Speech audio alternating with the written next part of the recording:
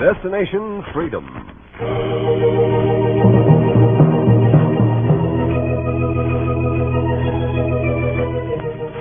Destination Freedom, dramatizations of the great democratic traditions of the Negro people, is brought to you by station WMAQ as a part of the pageant of history and of America's own Destination Freedom.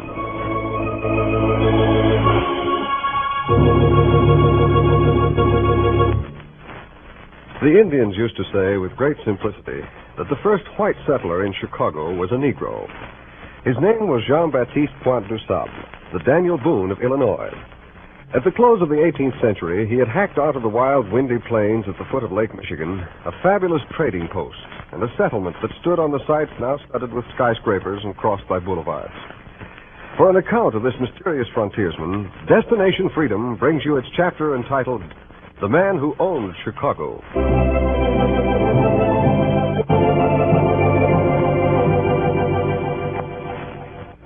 200 years is a long time to look ahead. It is a longer time to look back. My name, now an unnoticeable one among the giants that have grown up in your city, my name is Dusap. But for 2 decades of those 200 years, mine was the only name known in Chicago. I plowed on ground where the Merchandise Mart now stands. My stable stood where they built Tribune Tower. I had a cornfield cleared where they put the city hall. They called me the man who owned Chicago. They wonder if my spirit haunts the streets where I once traded furs. They wonder what would happen if I could come back to restate my claims to the city. Sometimes I wonder, toy with the idea of stepping from behind my 200 years and down the bridges they have built, spanning my lot. Hey, commit suicide in the lake. Don't do it in front of my car. Get out of the street. Hey, you got no brain, buddy? You're in the middle of the street. All right now. What's holding up traffic? Pull out. Come on, you. Get over to the sidewalk. I suppose I walked over to the sidewalk and stood over the spot where I had put up the first Chicago mill 200 years before. Suppose I stood the stare of the policeman. Now, who in the devil you advertising for? Old settlers or something? Officer, I happen to be the first settler in Chicago. At least, I am his spirit. Drunk on top of it, eh? If you'll be so kind as to show me to the city hall, I can get my deed settled and get these people evicted who camped here without my consent. Oh, you don't intend to evict them all, do you now? It's a pity. Since you left the place, the housing shortage has become just terrible. But just come this way, I'll show you to the city hall. It's just this way. And suppose I followed the puzzled officer who had another destination in mind, but who dropped me by the recorder of peace office at the city hall, just to make certain of my insanity. Yes, officer, can I help you? Yes, I wonder if you'll do me the favor of entertaining this gentleman's illusion while I call to the squad. What does he claim he holds title to? Central Chicago, sir. You mean... Humor him, will you, while I get the squad. The recorder will check into the claim. Just be seated here. I don't quite understand. What is your name, sir? I am Jean-Baptiste Point du Sable. Some time ago, nearly 200 years, in fact, I decided to leave Chicago and I leased all of my property to a French trader, Joseph Lemay. I died soon after that. You did. And after you died, then what, Mr. DuSable? I guess my spirit was no better than most spirits. I got restless and revengeful, wandering around without a home to call its own, you know. Oh, yes, we know. We know just how that makes a poor spirit feel. Naturally, since my spirit was so restless, I had to come back and claim my home. Chicago? All of it. Well, you know, it's customary in these matters, Mr. DuSable. Not that I doubt your claim in the slightest degree, but, well, Chicago, it's mighty big. Oh, I do not want it all. If I can find a small point near the lake where I can rest in peace and paint, I might be entirely satisfied. Mr. DuSable, Could you explain why you let such a valuable piece of property as Chicago slip through your hands, and why you're willing to settle for such a small point? I guess it is because of Nancy, monsieur. Yes. Yes, go on. And suppose, as the recorder questioned me, I recalled the story of the last night I spent in Chicago in October 1796. All the wind had been whipping the waves over the lake. A real winter storm was coming. My house stood just at the mouth of the river, and as soon as I'd heard the wind rising, I had thrown open my door to look across the lake. My parrot dug his claws into my shoulders. He was excited, too. Waco Patoma, an Indian companion who knew what I dreamed about, squinted his eyes at the clouds. Yes, the kind of storm you've been waiting for. It will be full by morning. Be still, be still. Yes, it's coming all right. Get my paint and easel ready. We'll let it grow for a while. In the morning, I'll be ready for it. In the morning, Sable, you ought to be many, many miles from here. And leave the richest and fastest going trading post in the north. You don't care anything about the richest post. You know why I stay. And I know you are sick. You can't bring her back by painting the lake. Waco! Well? I've said before, if you want to leave, go on. I'm staying until I see a storm like the one I remember. If you want to leave, leave. I'll help you get ready for tomorrow morning. Waco helped me with the house, helped me with the trading post, helped me handle the settlers that made Point Chicago their home, helped me with my hobby, painting the pictures of the lake and the wildlife around me. But he never helped me when the French trader LeMay came in, as he did this night. Ah, where's Baptiste Sab? He is very busy tonight, LeMay.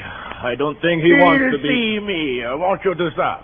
Now, here's a better proposition than I had last week. You are getting to be an old man, you know, and you ought to sell this place. Nonsense. I talk good sense. Now, look here. I've drawn a contract that will give you 6,000 louvres a year for life. You can rest and paint all the pictures you want to. I've even got a lake on my place in Missouri. Or not as big as the one outside, but enough lake to paint in a picture. Now, face facts to solve. You have not been pushing your trade as you want. Every night for weeks, LeMay had brought in his contract, begging me to sell or take him into partnership. And each night I filled his glass with friendly wine and said to him, No. No, for the last time, no. No? Good wine. I can't say I blame you holding on here. Point Chicago might draw settlers someday. Even if you're not really interested in fur trading anymore. LeMay. Don't rush me out into the storm. I am going. But when you get the lake out of your eyes, I will be back. Send for me. I opened the door for LeMay, but stood a while and looked across the lake at the coming storm. It made me remember how long I'd lived beside it. And Nancy. Waco, you hear it? The storm is coming, all right. You better stock up some firewood. I've waited a long time to see that northern gale come over the lake like this. The way it did when Nancy was here. We've spent a long time here by the lake, Sable. Yes. Yes, we have, Waco. Nearly 20 years. We had to drain off the swamps, cut down the trees. Nearly 20 years. So, you've done well for a businessman. You've got the largest house, the only flour mill for 300 miles, and time to waste petting a blind old parrot and painting pictures of the lake. Still, it's not enough. I've seen loneliness like this drive a man mad. You don't think I'm mad, do you, Waco, huh? I wouldn't say that. A man ought to have more people around, someone to talk to. When I feel like talking, I've got old Polly here to talk to. And you, old friend. A parrot's not people. Besides, that one can't say but one word. Just nasi. Wacko, will you stop that? Stop it, both of you. I didn't know it would bother you, Saba. I didn't mean... You didn't mean what? I didn't mean to upset you. Is something wrong, Saba? No. There is nothing wrong. I'm sorry, Wacko. I felt queer all of a sudden. I guess it's this waiting for daybreak, waiting for the chance to paint another picture, and feeling it's to be my last chance. It will be daybreak soon. Why don't you rest a while? Sleep. I will try. I'll lie down. Watch out! Let me help you. Walk right into it. I told you, Saba, you're not well. I'll be all right. Just keep your eyes looking east, and when dawn breaks, call me. We lie down. Lie down. Rest. I'll call you.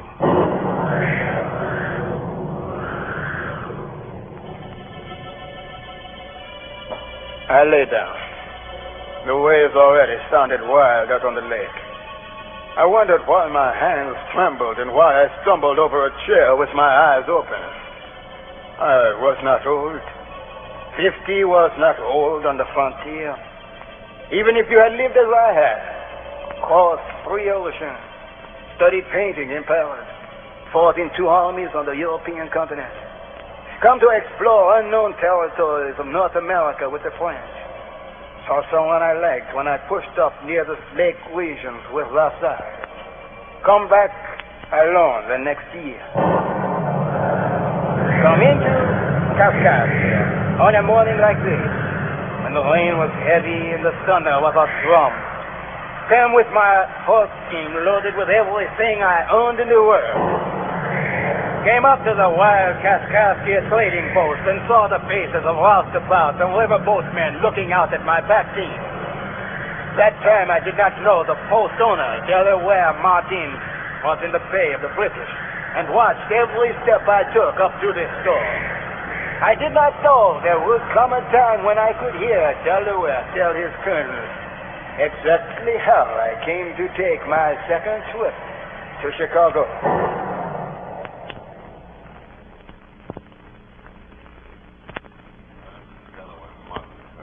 I saw this DeSable come to my post one morning. Hired out Chib and me as guides. Had 3 pack horses loaded.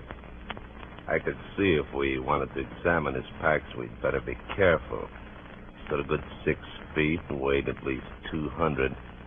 The tan he had didn't come entirely from the outdoor air.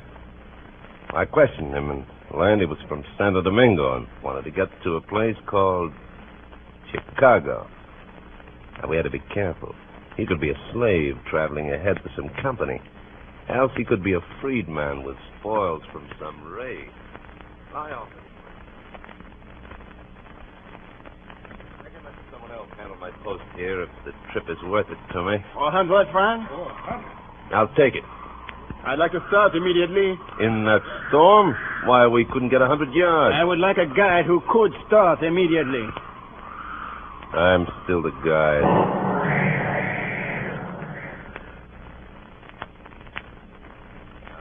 A man anxious to start a trip in a storm, Colonel, must be escaping from something and with something.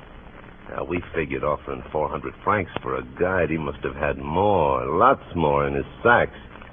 I took one of my men with me, and we got the pack horses on a river boat and pushed it up the Kaskaskia River until she ran into her bed. Then we struck out across the plains, we broke through woods and headed towards the lakes. All the time he kept behind us, nursing his pack, never seeming to sleep, never letting us get near it, keeping his rifle cocked. And one night we had to kill one of the horses for food. Chib and I waited to see what he would do with the pack the horses carried.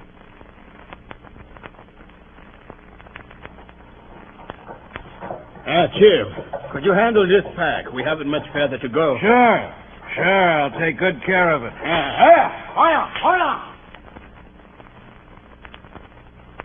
He spurred on the other horses, so the most valuable pack was not the one he allowed Chib to carry. When another horse died, this DuSable gave me its pack to carry.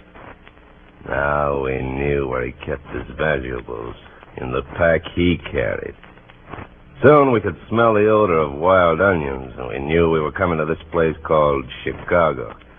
Chib wanted to do something to get at his pack.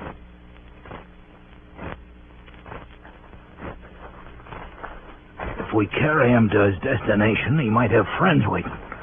We won't have a chance to take it then. Let's rush him now. Now wait till he gets to this Chicago. Who knows, maybe there's more waiting for us there than what's in his pack. He can't be coming all this way for an empty land. Yeah, you're right. We must have something hid at this Chicago point. All right, Del, you know best.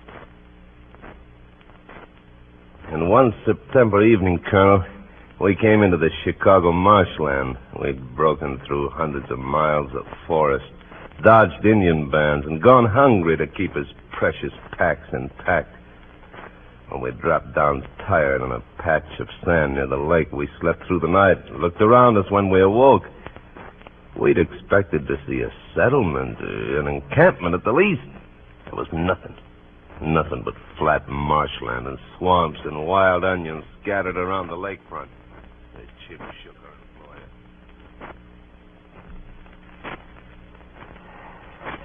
Hey, wake up. Wake up! Is this the point you wanted us to bring you to? Mon Dieu, oui, this. Well, what's here? You look like a man who's been brought up in better places than swamps. What's here? My life. Well, what's in this for us? Your 400 francs. 400 francs not enough for what we've done. What else do you want? We'll take that. No! Chib reached for DuSable's pack, Colonel, and drew his pistol.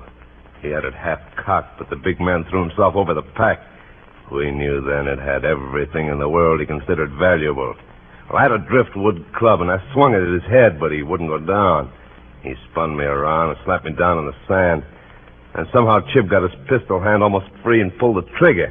And DuSable knocked it aside, but the gun flash hit his eyes, and he went down on his knees, half blinded.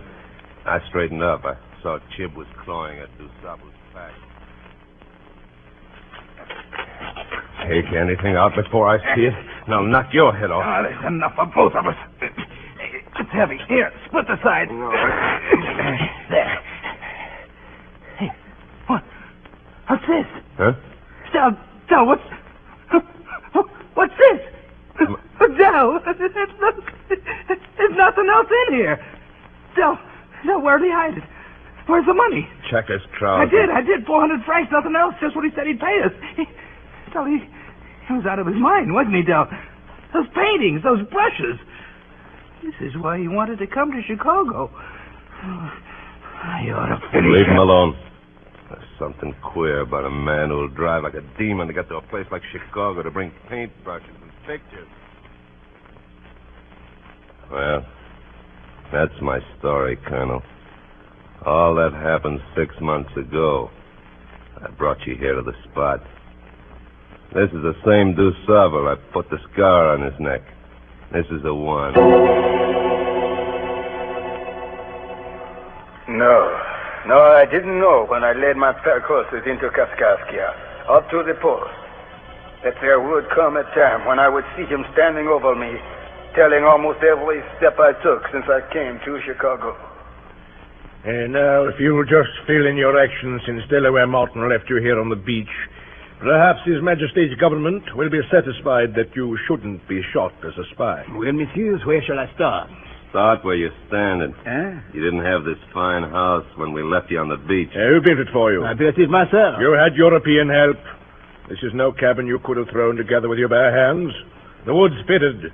It's been planed down. Now, who did it? Before I came here, messieurs, I worked as a carpenter in San Domingo. Would you care to see some of my work? Show it. I showed the British colonel my plane, my carpenter's tools, and I demonstrated that I knew how to use them better than most frontiersmen. But he was not satisfied. I see. You've done all right for someone living at this point all alone. You have many visitors? A good many. Where do they come from? From almost anywhere, Colonel. British, French, Spanish, Americans. A good many pass for Chicago on their way west or up to Canada. I started trading with them. First, I paint their pictures, and they give me muskets. Then I traded the muskets to the Indians for furs. For bear. Well, you see what I have built up, huh? I see. You've built well. Orderly, check his stock. They checked my stock. I had expanded my settlement to include a dairy, bakehouse, mill, smokehouse, barn, stable. The British taxed me until I'd grown strong enough to make an alliance with the Americans. My settlement grew to be one of the largest in the Northwest. I was granted citizenship by the Americans in 1783. All were surprised to see me, a man of culture, as they called me, living in the hinterland. They had long laughs at my paintings of Lake Michigan. I never laughed with them. There were only a few that knew about Nancy. Most of them knew Nancy only as the old parrot that fluttered at my shoulders and cried out at the lake. Most wanted to know how profitable I had made this Point Chicago, whether there was room for more traders, whether the Indians were friendly. A few learned about Nancy, learned how I had found the Indians friendly on my first trip into the Northwest with LaSalle. When I met an Indian maid, I called Nancy, and I took her for my wife. I had told LaSalle's men that I was quitting the expeditions, was going to settle down with Nancy and her tribe. I remember Waco, a young brave, who came with a cage full of wild birds and said, It's for you and your squaw. To pick a bird on a day like this brings luck, keeps evil away. Nancy, I remember, believed in the charm. I looked over the bird, picked out a large green parrot LaSalle had given the tribe the day before. Oh, yeah. Good. Now we live to be 100 years old. If we live as long as this old bird, I'll be satisfied. Come on. Let's run to the lake. Come on. I'll beat you down to the beach. No, you won't. I remember the run. Down to a sandy point on the lake to go swimming. I remember looking up at the sky. Clouds were gathering. Nancy said, I'm going to be swimming in the water. Be careful, Nancy. I know lake better than you do. Be careful anyway. And Nancy, don't swim out too far. Looks like a storm is coming up. Nancy! She was gone, cutting the waves like a knife. I'd seen her swim far out into the lake before, but there was something about the clouds this time that bothered me. A storm could drop down quick over the lake and boil the waves and throw a swimmer around like a birch leaf. I called after her. I remember the wind coming up and watching her knife out further and further. I called again and again. I called until the parrot had the words, until I saw her hands rise and fall, rise and fall, rise and fall. And then she fell under the waves. She was out so far I could hardly see her.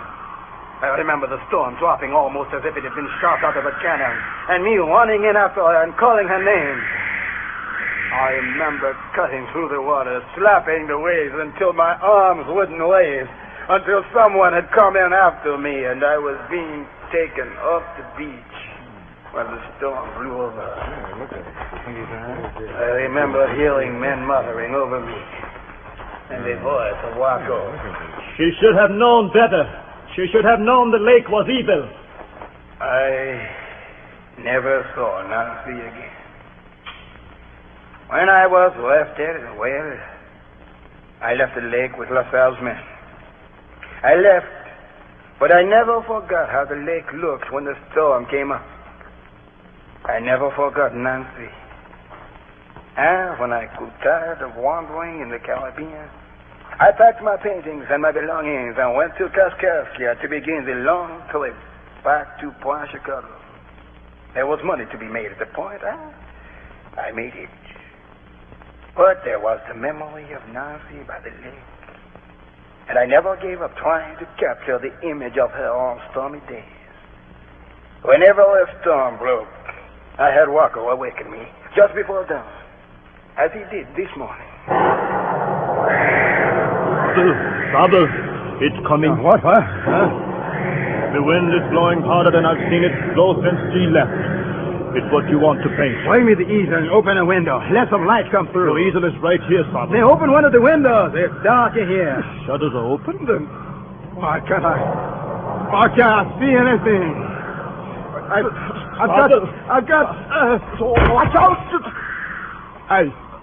I can't see, Walker. Help me. Turn on the lamps. The lamps are on. Walker, I'm blind. You're very tired. I can't see. I missed the storm, the same kind that came up over the lake when Nancy went down. I missed it. I'm blind.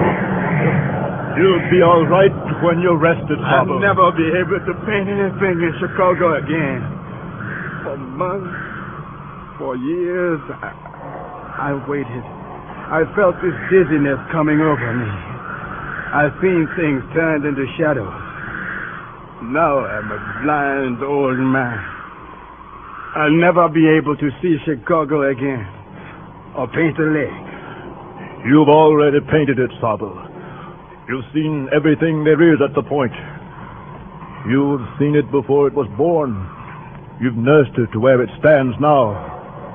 You've seen the beginning of Chicago.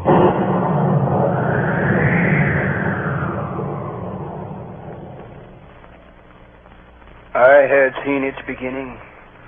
And when LeMay came by in the morning, I signed his contract, giving him a temporary lease on my properties.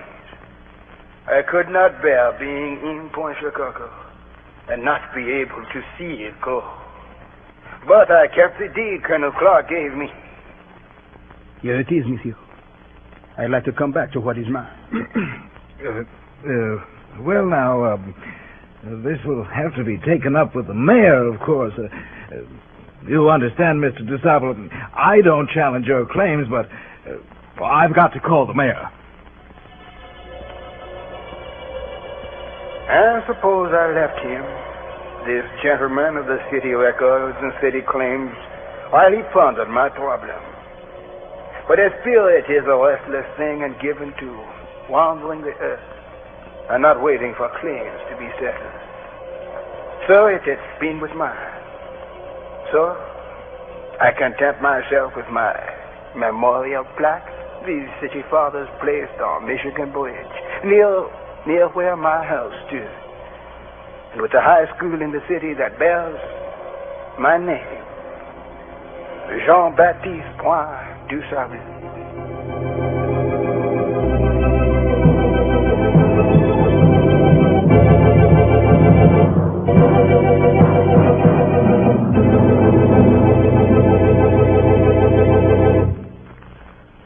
You have just heard Destination Freedom's dramatization of The Man Who Owned Chicago, the story of the first permanent Chicago settler, Jean-Baptiste Point du Sable. Destination Freedom is written by Richard Durham and produced by Homer Heck. Today's program was directed by Dick Lochran.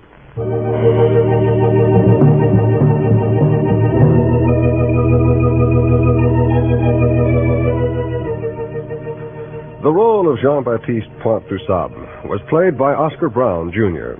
Others in the cast were Fred Pinkard, Dean Almquist, Wesley Tilden, Russ Reed, and Tony Parrish. Special music was composed by Emil Soderstrom and played by Elwin Owen and Jose Bethencourt. Our technician was Gary DeVlieg. Sound effects by Cliff Mueller and Dave Squires.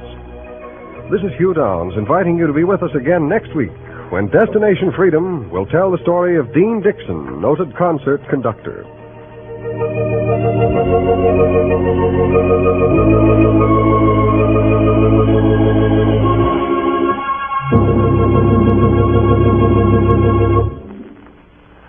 You're tuned for the stars on NBC.